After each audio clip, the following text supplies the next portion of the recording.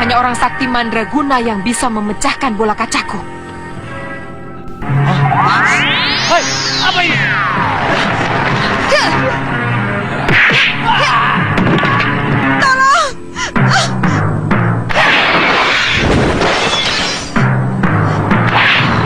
Kelihatannya ada satu kekuatan lain yang ikut campur atau sengaja menyelamatkan Sekarwangi dari cengkraman kita. Kalau tidak seorang begawan, Wiku atau resi yang sangat sakti.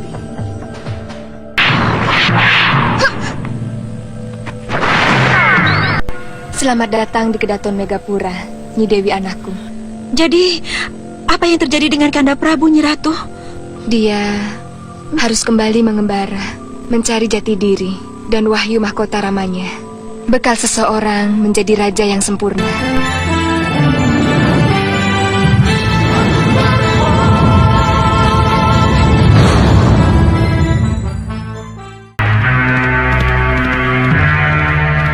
Lanjutan dari episode sebelumnya, dikisahkan bahwa Prabu Angling Dharma tengah menempuh perjalanan untuk mencari sang permaisuri yang hilang secara misterius.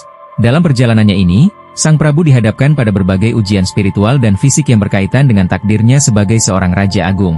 Salah satu fase penting yang akan ia lalui adalah perjalanan menuju Wahyu Mahkota Ramanya. Sebelum melanjutkan alur cerita, perlu dijelaskan terlebih dahulu bahwa Wahyu Mahkota Rama merupakan sebuah istilah yang sering dijumpai dalam tradisi pewayangan dan ajaran kejawen, yang melambangkan legitimasi dan wibawa seorang pemimpin sejati. Ia dianggap sebagai simbol anugerah ilahi bagi seseorang yang layak memimpin dan membawa keseimbangan dalam tatanan dunia. Ketika itu, Prabu Angling Dharma telah melewati sebuah gapura menuju desa yang tampak asing baginya. Sejak memasuki kawasan itu, sang Prabu mulai merasakan aura yang berbeda, seolah menyimpan sesuatu yang tidak wajar. Suasana desa tampak sunyi dan hening. Di tengah kesunyian itu, seekor anjing hitam muncul dan tampak memberikan isyarat seolah mengajak sang Prabu untuk mengikuti arah langkahnya. Dengan intuisi yang tajam, Angling Dharma memahami bahwa kehadiran binatang tersebut bukanlah tanpa maksud. Maka, ia pun mengikuti anjing hitam itu melintasi hutan yang tidak terlalu lebat. Setelah berjalan cukup lama, ia tiba di sebuah desa terpencil yang terlihat sepi dan jauh dari kehidupan normal pada umumnya. Di desa tersebut, suasana makin terasa sangat aneh. Tidak tampak aktivitas masyarakat seperti biasanya. Tidak ada suara, tidak ada lalu lalang manusia. Angling Dharma akhirnya mendapati seorang wanita yang sedang menampi beras di depan rumahnya. Dari situ, ia mulai mengetahui bahwa desa itu mengalami musibah yang tidak biasa.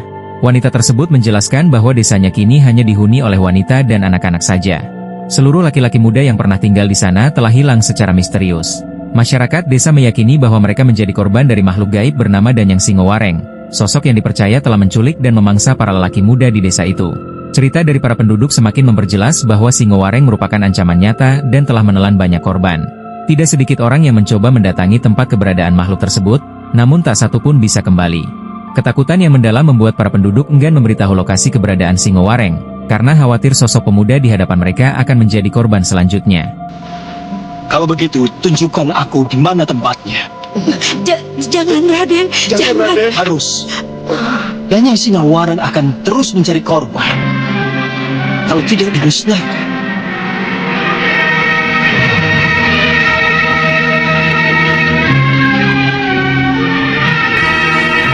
Dan singkat cerita, setelah mendengar kisah dari para penduduk desa, Prabu Angling Dharma memutuskan untuk mencari keberadaan Danyang Singowareng demi menyelamatkan para pemuda yang telah diculik.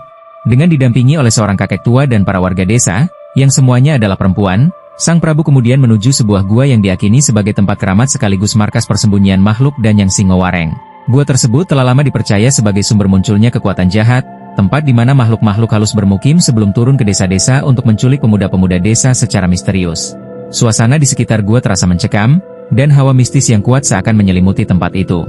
Dengan tekad yang bulat, Prabu Angling Dharma memutuskan untuk masuk ke dalam gua dan akan menghadapi langsung ancaman tersebut. Ia berniat membebaskan para pemuda yang telah ditawan dan menghentikan teror yang menimpa desa itu. Namun, karena menyadari bahaya besar yang mungkin akan terjadi, ia meminta seluruh warga desa untuk kembali ke rumah masing-masing demi keselamatan mereka. Meski demikian, para wanita desa malah menolak meninggalkan tempat itu. Mereka memilih untuk tetap menunggu di luar gua, dengan harapan besar bahwa sosok pemuda di hadapannya itu mampu mengalahkan Danyang Singowareng dan berhasil membawa kembali para suami mereka yang telah hilang. Dengar, aku akan kembali membawa suamimu. Dan akan kembali membawa kekasih kalian. Jangan khawatir. Baik, siapkan api unggun. Sebentar lagi hari akan malam. Ayo. Baik, Raden.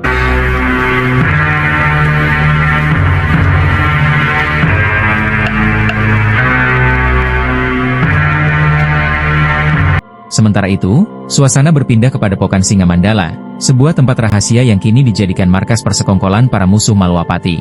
Di sana, tampak Singa Maruta, seorang pengkhianat dari kerajaan Malwapati, tengah menemui 3 sosok wanita siluman serigala.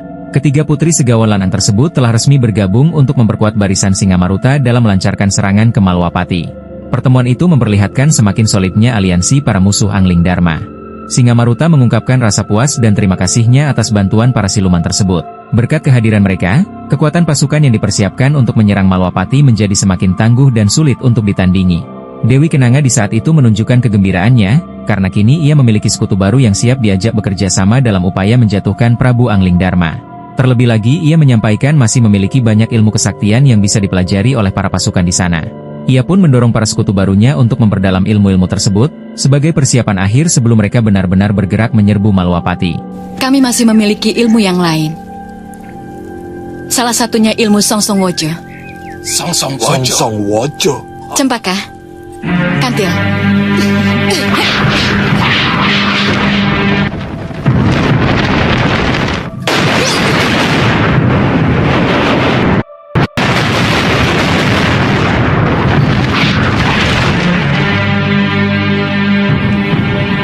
Songsong Wojo cukup untuk menghancurkan Malwapati.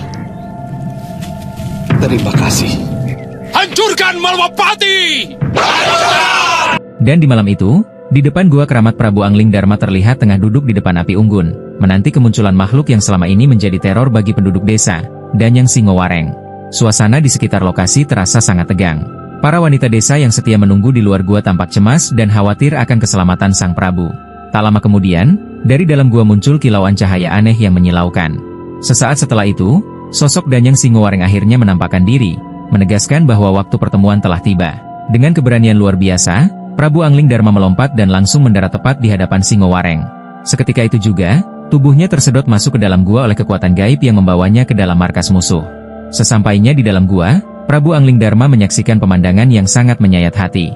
Gua tersebut ternyata adalah sebuah tempat penambangan emas yang luas, di mana para pemuda desa dipaksa bekerja secara kasar dan tidak manusiawi. Mereka dicambuk dan diperlakukan sewenang-wenang oleh para mandor yang menjadi kaki tangan Danyang Singowareng.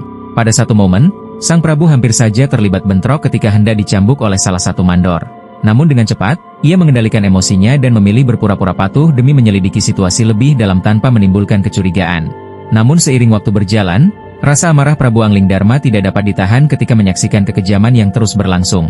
Ia pun memutuskan untuk menggunakan ilmu Raga Sukma, sebuah kemampuan spiritual untuk merasuk ke dalam tubuh orang lain. Ia memilih merasuki tubuh salah satu pemuda yang sedang menjadi korban penganiayaan. Melalui tubuh tersebut, Prabu Angling Dharma bangkit melawan dan menghadapi sang mandor dengan kekuatan penuh. Serangan demi serangan ia lancarkan hingga akhirnya sang mandor tunduk dan memohon ampun, bertekuk lutut di hadapan kekuatan yang tak dapat ia lawan.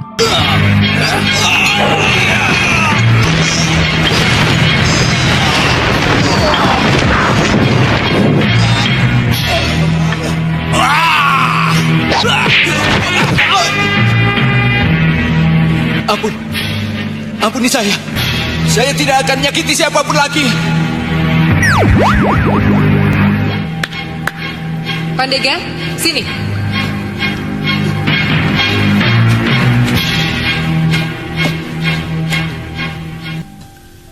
Bawa dia sekarang padaku.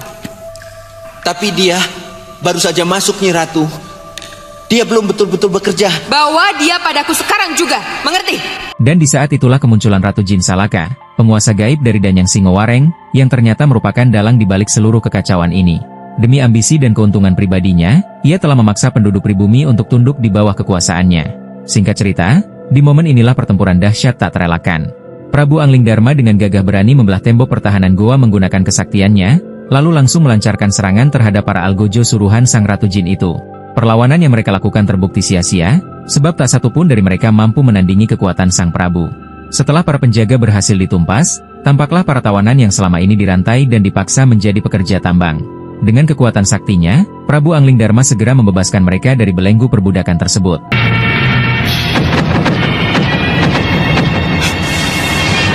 Kalian bebas, putus rantai-rantai kalian.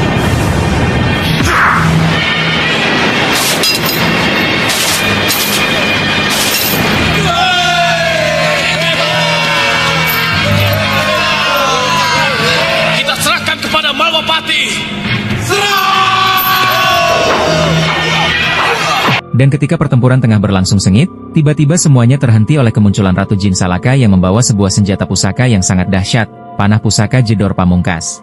Senjata sakti yang konon memiliki kekuatan setara dewa itu sontak membuat Prabu Angling Dharma terkejut, tak menyangka bahwa pusaka keramat semacam itu bisa berada di tangan Ratu Iblis tersebut.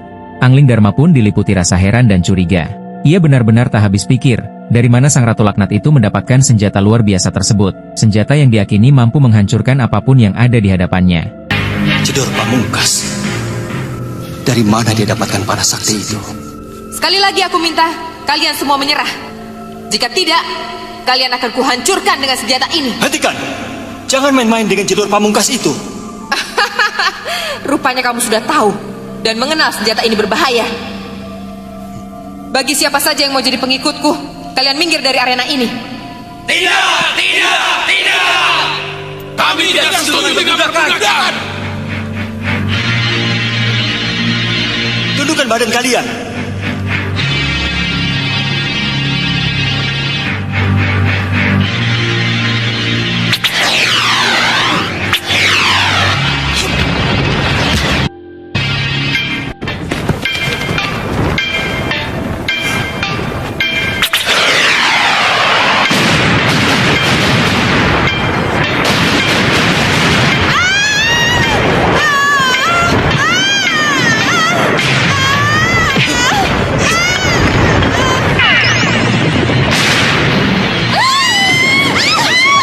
Dengan kesaktian luar biasa yang dimiliki Prabu Angling Dharma, serangan dahsyat panah Jedor Pamungkas berhasil ditangkis dan bahkan dipantulkan kembali ke arah pemiliknya.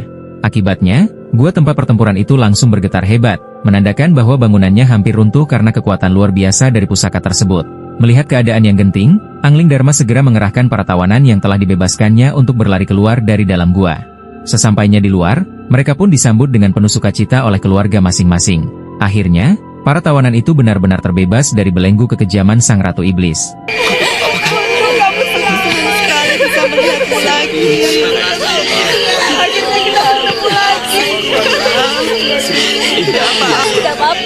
Ini berkat pertolongan pendekar. Oh, mana pendekar tadi? Selaka? Mana pendekar tadi? Kemana dia? Apa kalian melihatnya? Tidak. Dia pasti bukan orang sembarangan. Iya, benar. Jangan-jangan dia seorang raja. Dia pasti seorang raja. Lihat tindak tanduknya, pasti dia seorang raja. Mungkin. Aku yakin itu. Dia pasti seorang raja. Terima kasih Sang Prabu. Terima kasih Sang Prabu.